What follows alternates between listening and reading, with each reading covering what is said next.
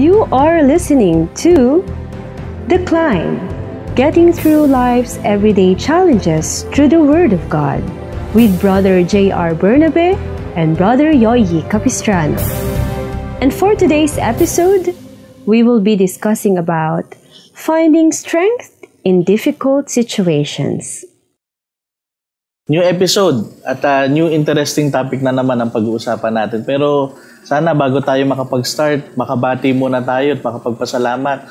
Thank you po sa aming pong mga audience na last week po ay sinubaybayan niyo po ang aming pilot episode. Maraming salamat po sa inyong panonood o kaya po pakikinig sa radio station man po o kaya po sa ating mga Facebook page or YouTube channel. Samahan niyo po kami uli sa panibagong topic na inihanda po ng programang ito na sana ang lagi naming panalangin lalong makatulong sa araw-araw nating buhay.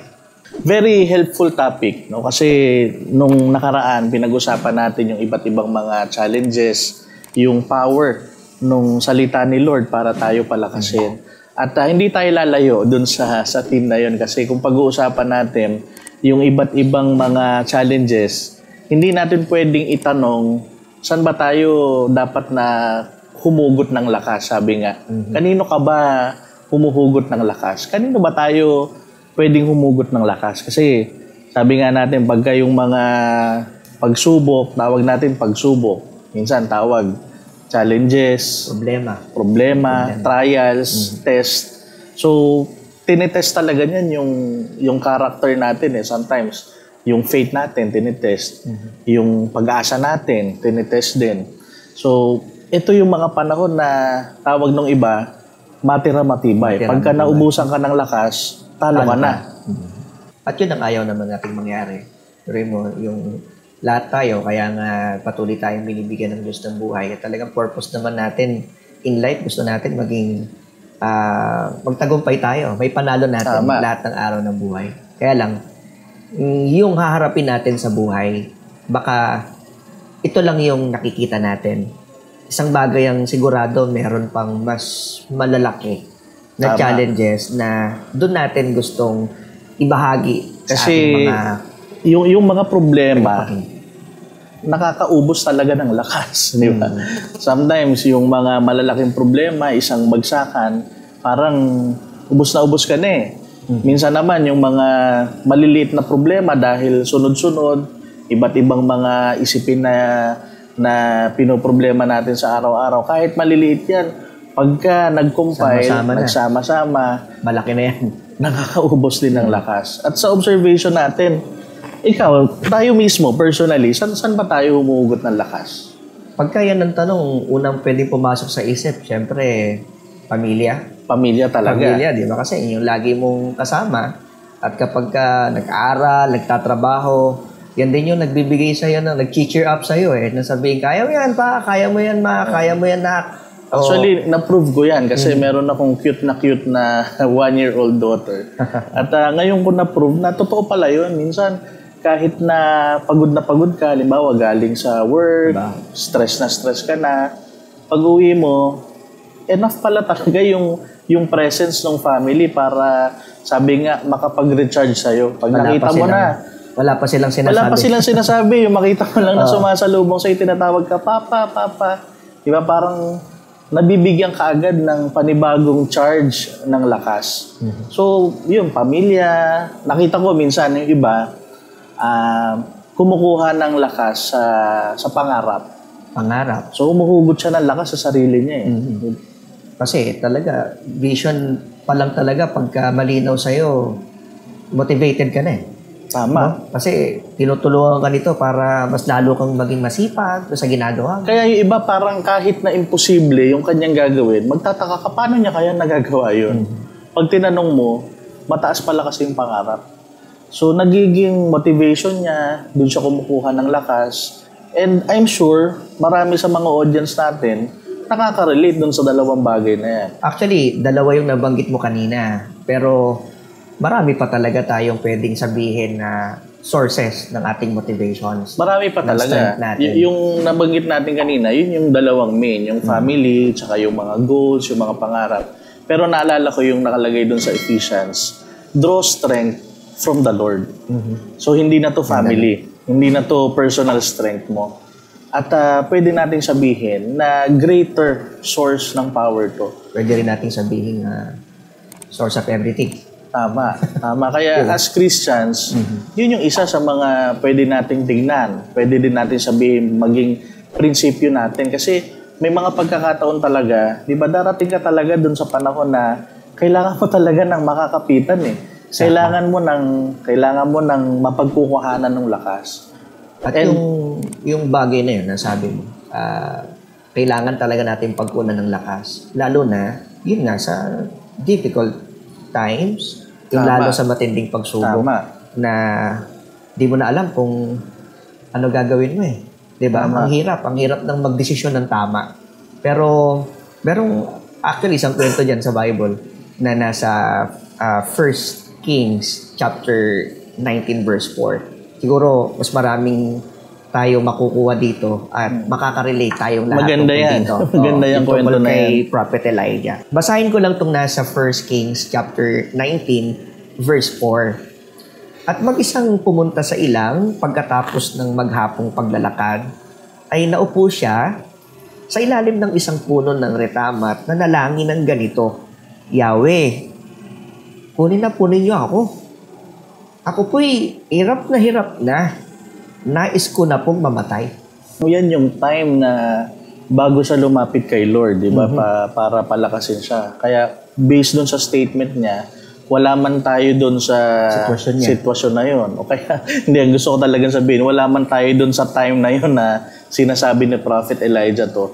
Pero based lang doon sa mga sinabi niya, makikita natin kung ano yung bigat nung nararamdaman niya. Kaya pwedeng sabihin natin na feeling niya helpless na siya. Kasi wala na siyang kasama eh. Wala na. Feeling Actually, niya, yung time na yun, talagang yun na talagang nangyari sa kanya. Kalooban niya, inassume niya na nag-iisa na lang siya ng mga panahon na yun. down na down. Hindi katulad nung sinasabi natin kanina na most of the time, kinukuha na natin strength yung family natin. Pero dito si Prophet Elijah, pakiramdam niya, wala na siyang kasama eh. Pero ang ginawa niya, kanino siya lumapit? Yun, ang ginawa niya, umakyat siya sa bundok ng Horeb. Nakipag-usap siya sa Panginoon doon. Kaya lang, yung time na hinahanap niya ang Panginoon, nung umakyat na siya sa Horeb, siya ay pinalabas ng Panginoon sa isang kuweba tanda ko. No? At meron siyang na-experience na malakas na hangin. Tatlo yun malakas na hangin. Pero yung description ng Biblia, wala doon ang Panginoon. Tapos yung pangalawa, lumindol. Pero wala ang Panginoon doon. Yung time na yun na kailangan niya ang Panginoon. Then yung pangatlo, apoy o kidlat. No? Pero wala pa rin doon ang Panginoon. At finally, yun na. Ang nangyari, ang Panginoon ay nagsalita na sa kanya sa isang napaka-soft na voice, marahang tinig. Bakit nandito ka? So yun yung time na sumagot na ang Panginoon at nakipag-usap sa kanya sa mga pagkakataon. Ang ganda, no? Ang ganda nung kwento ni Prophet Elijah kasi ang dami nating makukuhang lesson. Lalo na nakaka-relate tayo dyan eh. Dahil may mga times talaga na dumarating na, yun nga, helpless tayo. Hindi natin alam paano natin susolusyonan yung sitwasyon natin. Halimbawa, meron tayong relative, mga mahal sa buhay na may mabigat na karamdaman. O kaya meron tayong mabigat na pagsubok na na-experience, diba? So feeling natin, paano ko kaya ito aayusin? Ang hirap naman. Tapos minsan, katulad nung naramdaman din ni Prophet Elijah, feeling niya, mag-isa na lang siya. Tsaka yung statement niya na hiling niya sa Panginoon, gusto niya lang mamatay. Tama. So nandun yung... wala na talaga. Oo, nandun yung... Pwede siguro natin sabing frustrated na siya dun sa sitwasyon niya. And I'm sure marami nga nakaka-relate dyan. Sa term nga na ginagamit natin ngayon, mas madalas, depressed na siya eh. Depressed na siya, losing hope na siya. Or sa mas term din na mas alam natin, parang ubos na. Pero ano yung makikita natin dito sa verse na to na makaka-relate, sabi natin kanina, nakaka-relate tayo at makaka-relate marahil, no? Marami yung mga nakikinig natin ngayon, nanonood natin. So, kung paraan yung tatanungin, paano ba Yun nga, pagka halimbawa dumating tayo ron, like sa kanya, nangyari, pakiramdam niya, ubos na siya eh. Pero that's the time na in-accept niya na mahina siya. So yun yung nakita ko sa unang ginawa ni Prophet Elijah na pwede rin natin ma-apply sa buhay natin eh. Una, accept that you are weak. Hindi naman masamang aminin yun eh. Kahit na may mga taong nakatingala sa'yo, may mga taong umaasa sa'yo, hindi naman masama na aminin mong, teka lang, napapagod din ako. Mahina din maganda ako. yung punto na yun kasi maraming natatakot na gawin yun pero hindi si Elijah at hindi pala dapat na matakot na umamin ka kung manghihina ka na talaga, mabigat na yung pinagdadaanan. Kasi katulad nung nangyari sa kanya, the moment na inaccept niya na pagod na ako, ubos na ako, ayoko na, that's the time na na-realize niya, meron palang mas malakas sa kanya. At yung nakita niya na mas malakas sa kanya, walang iba kundi si Lord. Nakita niya, hindi ko na to kaya. Kailangan ko nang may mas malakas sa akin. At yung number 3, pag nakita mong may mas malakas sa'yo, yung number 3, pwede kang humingi ng tulong sa kanya. Yung comfort. Yung comfort. No. Hahanapin mo na yung guidance niya. Tama. Lahat ng kailangan mo. Kasi yung time na pwede nating sabihin darkest time ng buhay eh. Yung Wala na, lowest. di ba? Di mo na makita, wala ka ng liwanag na makita sa mga panahon na yan. Kasi madalas pagka, lalo na nagsabay-sabay yung iba't ibang mga negative situation sa atin, madalas clouded na tayo sa decision making natin eh. Hindi na natin alam, ano ba gagawin ko? Pupunta ba ako sa kanan? Pupunta ba ako sa kaliwa? Paano ba gagawin ko? Anong una kong gagawin?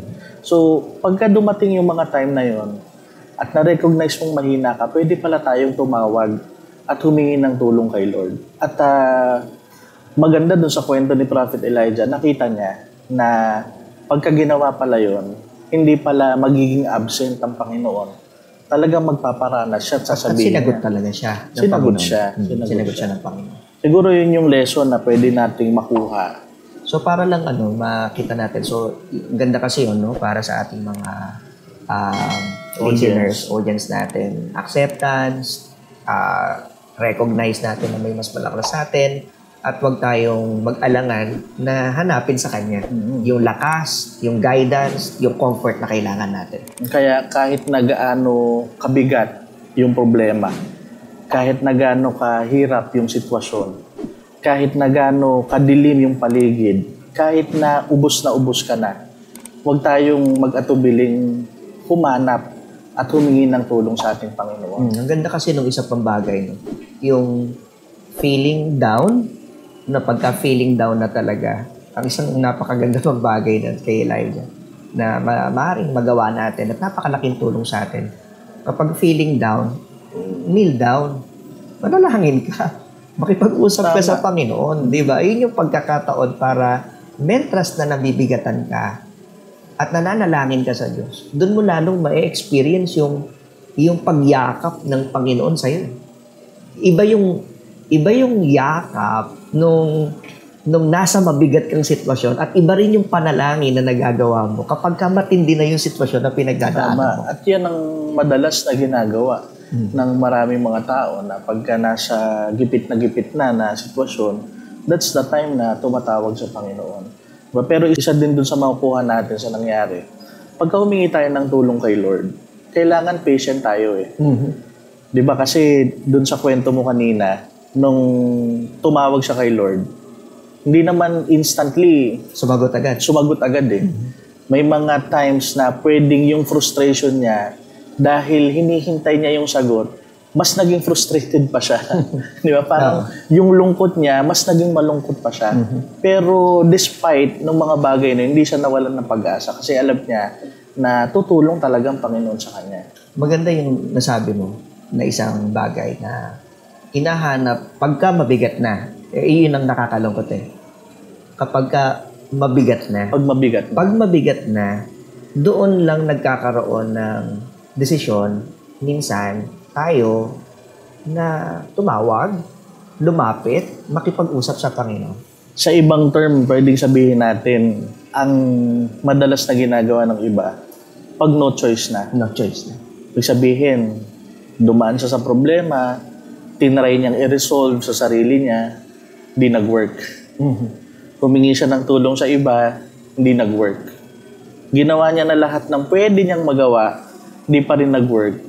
No choice na, doon pala siya tumatawag kay Lord para humingi ng tulong. Paano yung ganun? Okay lang ba yun? Ano yung pwedeng maging epekto kapag hinahanap mo lang siya sa panahon na mabigat na? Mahirap yun eh. Mahirap yun kasi yung nangyari kay Prophet Elijah, kaya siya dumating dun sa point na dun sa sitwasyon na parang negative na lahat, nakuha niya pa rin kay Lord humingi ng tulong. Kasi meron siyang pinanggalingan. May pinanggalingan. Kasi prophet siya eh. So servant siya ng Panginoon. So ibig sabihin, even before yung mabigat na trial sa kanya, meron na siyang magandang relationship sa Panginoon. So ibig sabihin, kung walang na-establish na relationship sa Panginoon, before na dumating yung difficult time sa buhay ni Elijah, sa tingin mo, magdidesisyon kaya siya? Hindi natin sinasabing hindi. No? Kasi pwede din naman na at that point, tsaka niya lang siya magkaroon ng, sabi nga, wake-up call para humingi ng tulong kay Lord. Pero ang sinasabi natin, para mag-come up tayo na mag-decide na sa kanya tumawag, mas maganda ugali na natin eh. Okay. Yun yung nakita ko sa kanya eh, na kaya niya nagawa yun. Na during that time, na hirap na siyang makita kung saan siya pupunta, alam niya pa rin na kay Lord siya pupunta. Okay, so kumbaga may gabay na eh. Oo. May liwanag na sa isip at meron ng nasa puso na nagpupush sa kanya na ito yung dapat gawin. Kasi ginagawa niya na before. Kasi meron na siyang ginagawa before. Oo. So ang point ko lang, yung negative side, tinitingnan ko eh. Paano kung wala? Kasi may mga nahuhulog eh. Kasi sabi niya, dun, nung mabigat na yung sitwasyon niya, gusto ko nang mamatay. Nakakalungkot at totoong nangyayari. Na meron talagang mga taong nagagawang magdesisyon ng mali. May nagpapakamatay pa nga eh. Tama. Dahil sa matinding sitwasyon. Ano kaya yung ugat kung bakit nagkakaroon ng ganong desisyon ang isang tao? Marahil tingin ko yung hindi laging nakikipag-ugnayan sa Panginoon. Tama. Kaya diba? Nakalagay nga dun sa First Chronica chapter 16. Nakalagay dun, hanapin ninyo ang Panginoon at ang kanyang lakas. Hanapin ninyo ang kanyang muka na palagi. Ayun. So, palagi. Nandun yung keyword. So, palagi. So, ibig sabihin, hindi mo kailangan maghintay na dumating sa'yo yung mabigat na sitwasyon na halos magpasuko sa'yo para hanapin siya at magpatulong sa kanya. Oo nga yun. Ang tanong lang dyan eh, hanggang kailan natin gustong maging malakas? Kasi dun sa verse na binasa mo, kinote mo, hanapin natin palagi ang Panginoon. Sa Kanya natin kunin yung lakas. So kung gusto mong laging malakas, palagi mo siyang hanapin. Pero aminin natin, marami pa ang hindi ugali ang hanapin siyang palagi. Kaya nga, yun nga yung isang tanong eh. Gusto mo bang laging malakas? Eh hindi ka naman talaga laging malakas. Meron lang isang way para maging capable ka na ma-overcome mo lahat ng challenges na mararanasan natin. Ngayon, Sunday. Bukas, Monday na naman. Panibagong, sabi nga ng iba, back to reality. Balik na naman sa trabaho, balik na naman sa araw-araw na mga inaasikaso natin. So, iba't ibang mga challenges na naman yan eh. So, gusto ba natin na lagi tayong malakas?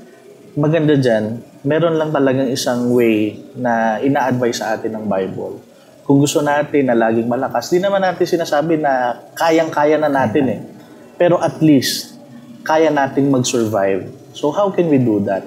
Ang isang paraan talaga, dapat lagi tayo nakakapit kay Lord. At yun naman ang invitation ng Panginoon, di ba?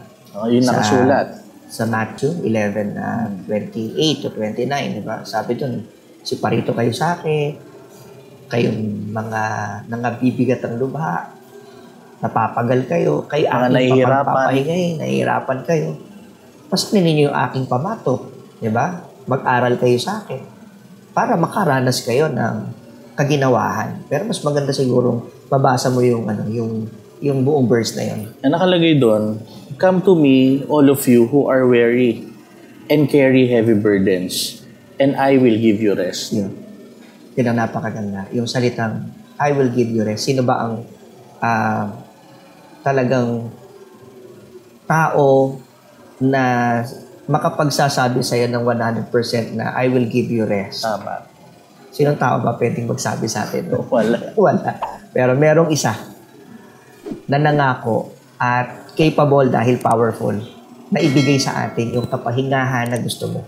Isip, puso, lahat nasasakop niya at kaya niyang ibigay lahat ng bagay para sa ikapagpapahinga mo o ikagiginhawa mo. Kaya tayo na lang talaga hinihintay. Diba? Kasi eto, pagka binasa talaga natin, inintindi natin yung laman ng verse, makikita natin, ini-invite niya tayo Tinatawag niya tayo, dito kayo sa akin. Dito kayo sa akin, alam ko marami sa inyo pagod na, marami sa inyo nahihirapan na, marami sa inyo lungkot na. Dito kayo sa akin. Dito kayo sa akin. So, having said that, or having heard that na sinabi ni Lord, wala tayong reason para mag-hesitate na lalapit ba ako sa Kanya o hindi. Kasi sa Kanya na rin naman ang galing. So yun, napakaganda. So it's time to decide. Nabibigatan ka, hirap ka na, tumawag ka sa Panginoon. Lumapit ka sa Panginoon. Aminin mo lahat. No? Sabihin mo lahat sa Kanya. Mahina ka. Pagod ka na. Oo. At ibibigay niya ang kapahingahan. Kailangan lang panghawakan mo din yung mga direksyon na sasabihin niya para sa'yo. Ang ganda ng usapan natin. I guess ang gustong sabihin sa atin ng Panginoon dito sa discussion na to, masanay tayong lumapit sa Kanya. Diba? Kung nasanay tayong lumapit sa mga kakilala natin, humingi ng tulong dun sa mga alam nating magbibigay sa atin ng tulong, ito yung best help na pwede nating lapitan. Ito, hindi tayo di-disappoint. Hindi tayo mabibigo pag lumapit tayo sa Kanya. Kaya yun din yung gusto nating i-impart na message sa ating mga audience na huwag tayong mag-atubili, huwag tayong magdalawang isip. The moment na meron tayong nararanasan, maliit man yan, gano'n man yan kaliit, o malaki man yan, lapit tayo sa Panginoon. Salamat. Napakaganda nun. At ako naniniwala, hindi man kaagad na makapag-desisyon yung iba dahil may mga kinaalangan. Kaya hindi pag gustong lumapit, maaaring naaalangan. Gaya ng sinabi natin kanina. Pero naniniwala ako, yung isang bagay na pwede nating ipaglingkod sa kanila, panalangin natin. Sila na mga, at bibigatan marahil ngayong araw na to, anak niya, panalangin natin sa pagkakataong ito ang ating mga kaibigan, ang ating mga manonood. Lord, marami pong salamat sa opportunity na binigay mo sa amin at naintindihan namin ang mga pagtuturo at mga pagpapayo mo kung gaano kahalaga na lumapit sa iyo. Panginoon, alam namin natatakot pa ang iba na aminin ang mga kahinaan. Pero lalo po kaming mahihirapan, Panginoon, at lalong mahihirapan ng marami kung hindi ilalapit ang lahat ng aming mga dalahin sa iyo.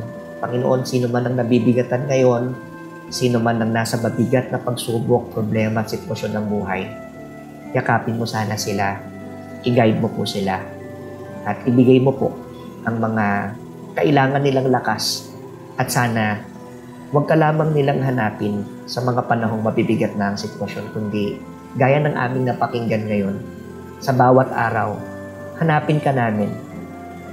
Makipag-usap kami sa iyo upang maranasan namin ang kalakasang ipagpapala mo. Panginoon, ang lahat ng ito, aming hiling sa pangalan mong Kristo Jesus, ikaw po ang nag-iisa naming tagapagligtas. Amen. Amen. And as we end po, tandaan natin na mahal ka ng Diyos. His compassion is so great. Kung merong unang-unang may gusto na ma-overcome mo ang lahat ng mga challenges, yun po ay walang iba kundi si Lord. You're not alone. Huwag mo sanang maramdamang nag-iisa ka. Let us continue to be inspired by the words of God dito sa The Climb. Aakyat ka ba o aakyat ka pa? Thank you for being part of our discussion. To know more about us, you may follow our social media pages. On Facebook, search for MHC Media Facebook page. On YouTube, search for the Most Holy Church YouTube channel. Let us continue to be inspired by the Word of God every Sunday, 7 o'clock up to 7:30 in the evening, only here in The Climb.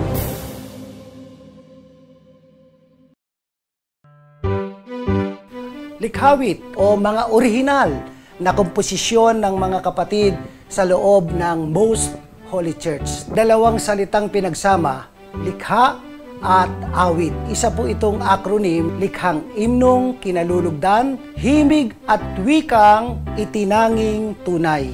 Isa po sa napakabisang paraan na itinuturo sa atin na magpaalalahanan at magpatibayan sa pamamagitan po ng mga imno at salmo at mga awiting ukol sa Espiritu. Dahil sa nakitang kapangyarihang taglay nito, ang paggawa po ng likhawit sa kabanal-banalang iglesia ay naging isang mahalagang gampanin na po ito na nagpapasigla at nagpapatibay sa buong iglesia, kaya isa ng ganap na ministeryo. Himno at salmo, awiting ukol sa Espiritu. Likhawit, likhang imnong kinalulugdan, himig at wikang itinanging tunay.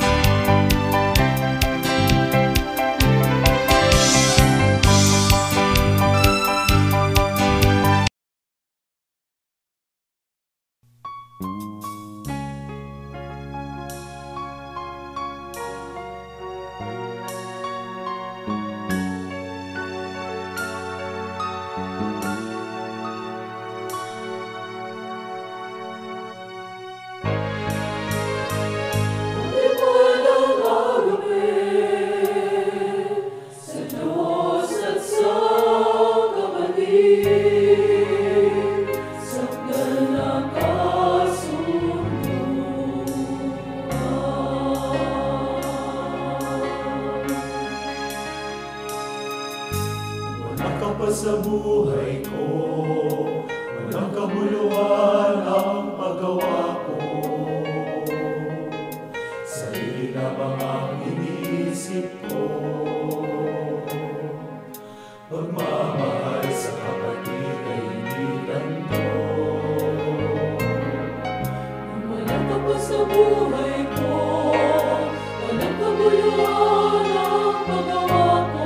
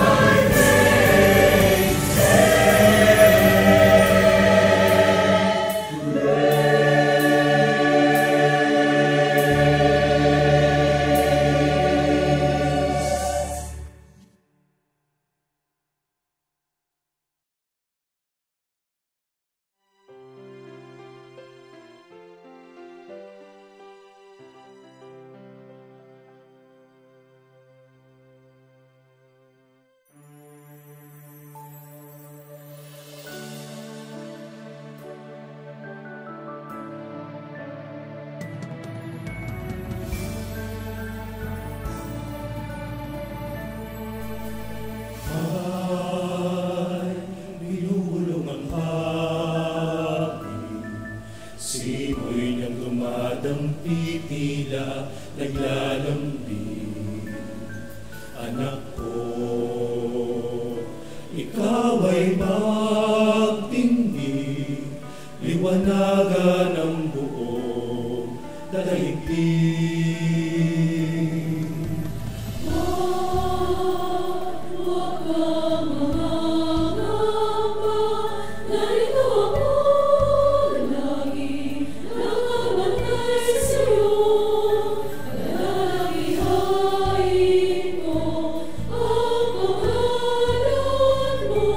Isang tibok nilalang ukol sa bayan ko.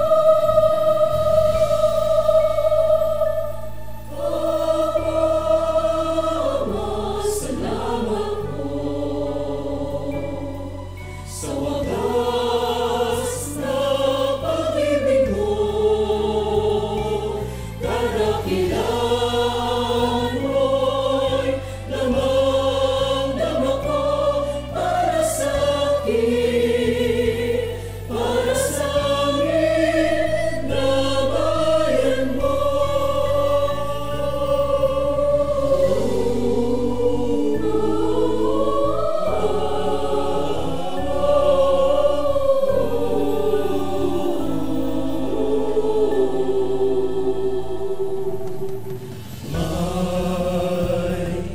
May mahihiling ka ba sa kadakilaan iyong pinadarama?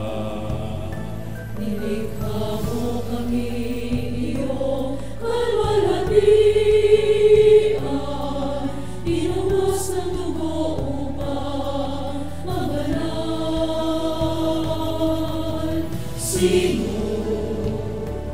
Sino ang pipigil sa katatandaan mo? Pagkatanghal ng iglesia, aking Ama, ako'y kasangkapanin mo. Dalangin kong inaasang iniluluha sa iyong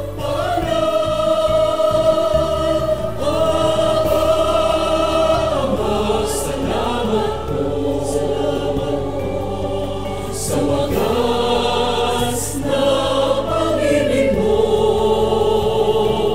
Kadakilaan mo'y damang-dama ko para sa akin,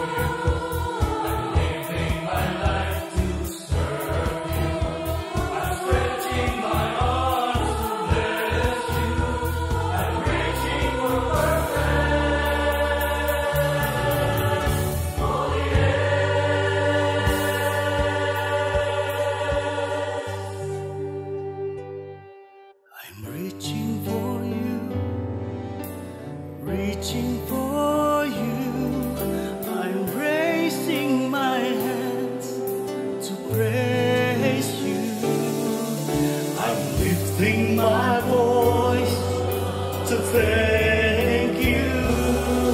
I'm giving my heart to know you. Giving my life to serve you. I'm stretching my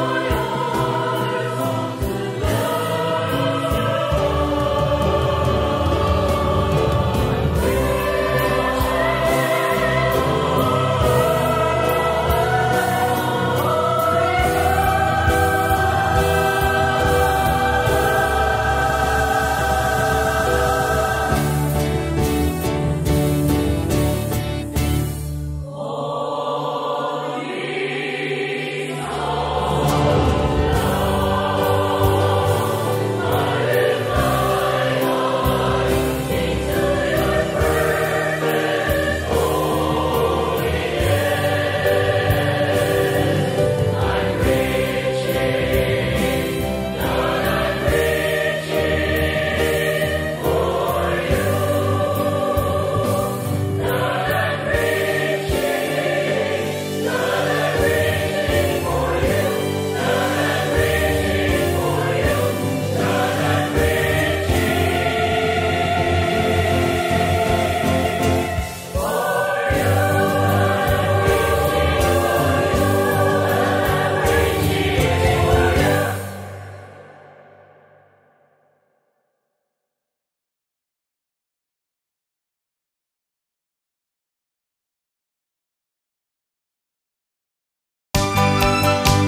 Maraming salamat po sa inyong pagtangkilik sa palatuntunang ito ng Kabanal-Banalang Iglesia ng Diyos kay Cristo Jesus. Kung nais po ninyong mapanood ang iba pa naming programa at upang lubos po ninyong makilala ang Kabanal-Banalang Iglesia ng Diyos kay Cristo Jesus, mag-subscribe sa ating YouTube channel na The Most Holy Church, bisitahin ang aming Facebook page na MHC Media. At bisitahin ang ating official website na www.mostholychurch.com. Maraming salamat po!